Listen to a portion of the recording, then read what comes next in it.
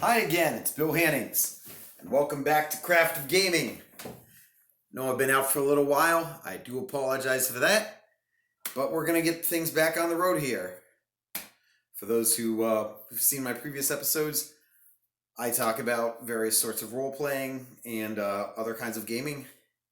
And tonight I'm going to be talking about Boffer LARP and how it compares and contrasts with Parlor LARP. So I'm going to give a little bit of thoughts on both of those. I will say beforehand, this isn't an endorsement or a condemnation of either kind of LARP.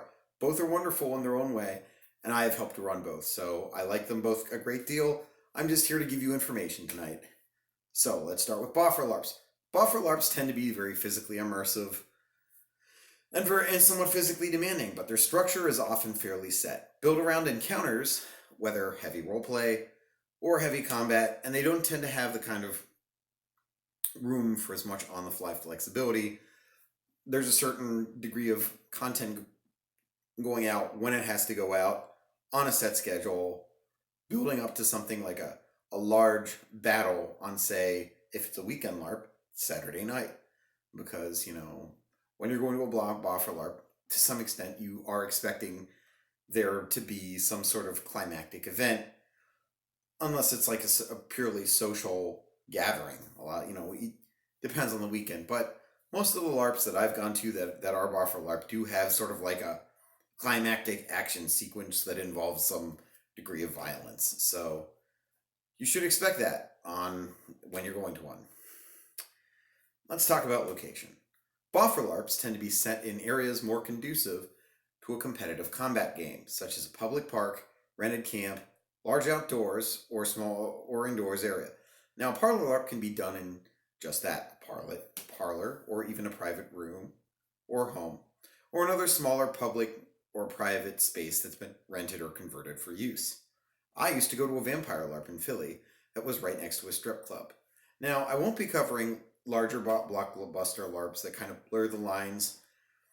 I haven't done even those, so I can't talk about the ones that they've used like all of New York City as a locale for the LARP.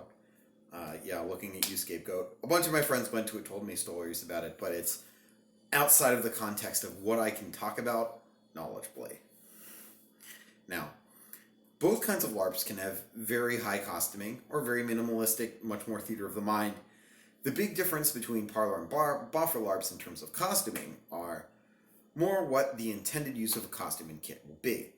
Boffer LARPs are going to have costuming more designed for living, fighting, moving extended distances in, and may make some compromises and sacrifices in terms of realism or devotion to the setting in terms of comfort and practicality, and, honestly, if it's an outdoors LARP, weather resistance.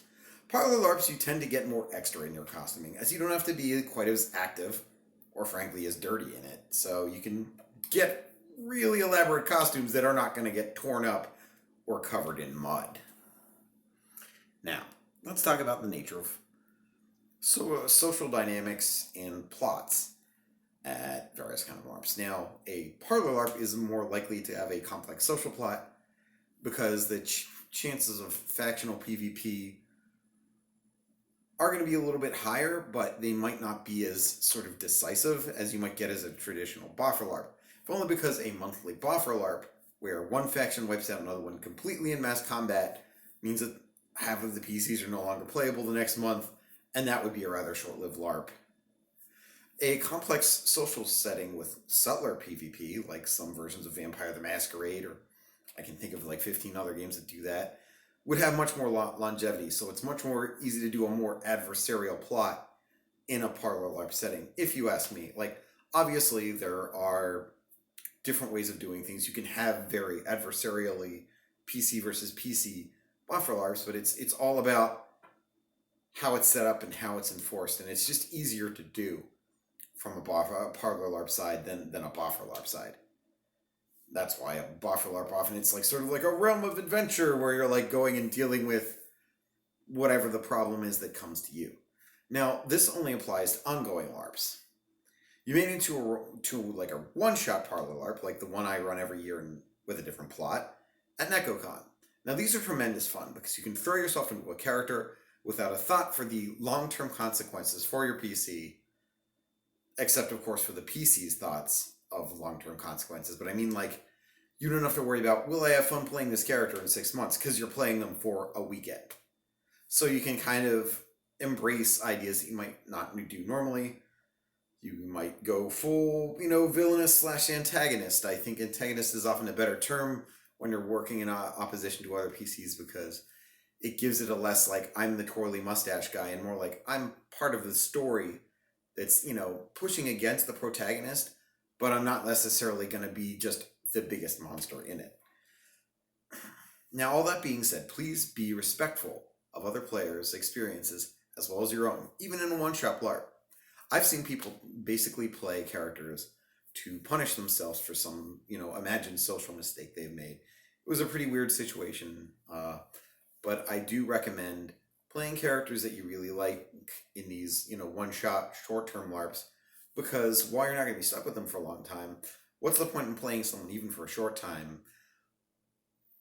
that's not going to be fun, unless you have some interesting method of catharsis by playing someone that you're not going to have fun with? I mean, I'm not going to judge you. If that's how you work through emotions and feelings, please do, but just be aware you have a real shot at getting a lot of short-term fun from these short-term LARPs, and you shouldn't leave that on the table if you can help it. Now, parlor LARPs in terms of actual combat resolution. Let's talk a bit about that, since I talked about how, Boffer LARP, you're going to hit someone with, your LARP sword or your Nerf blaster or whatnot, or you're going to yeet some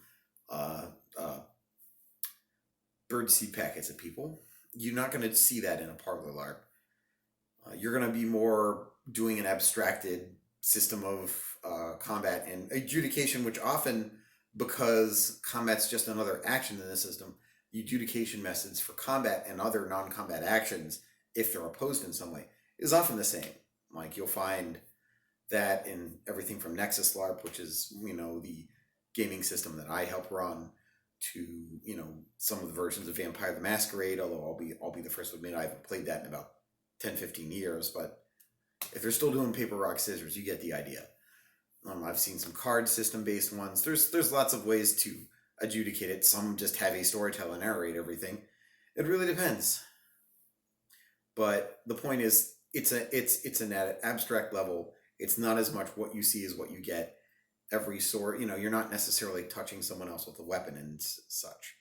So you get a different feel for things, and it's good, because that doesn't necessarily benefit people that are just spending all their time training swords like me, because that can get a little annoying for people who just want to be like, I want to be a fantastic warrior at this LARP.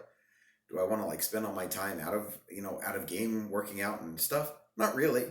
Well, parlor LARPs are great for stuff like that. You can be a fantastic warrior, and you don't have to worry about the physical maintenance side of it. So there you have it. Those are some basic differences between parlor and Boffer LARPs. I'm back. I know it's been a bit, and once again, I do apologize. The holidays and assorted other festivities and life have hit me hard. But I have ideas and inspiration for new content, so look forward to more Craft of Gaming coming at you soon. Also, fun fact, I write all the scripts for Craft of Gaming on a Toughbook, the same kind of computer the Hulk uses during Avengers Endgame. So that's a fun little nerdy fact of the day. Another thing, I'm going to be doing some NPC work for Stardust Maho Shoujo LARP soon. I've talked about it a few times before on the channel, and I expect it will be fun for everyone who attends. The same day, I'll also be at a Flyers game demonstrating Battlesword. This is going to be on February 1st, 2020. So please, come to one or the other. Don't be a mad lad like me and do both. Thanks again for being patient with me. Please like and subscribe if this kind of content is what you want to see. And please, please, tell your friends. I want to be there for as many people in the gaming community as I can. Thanks a lot. Have a great day, evening, or whatever time it is for you when you watch this. Love you all. Bye.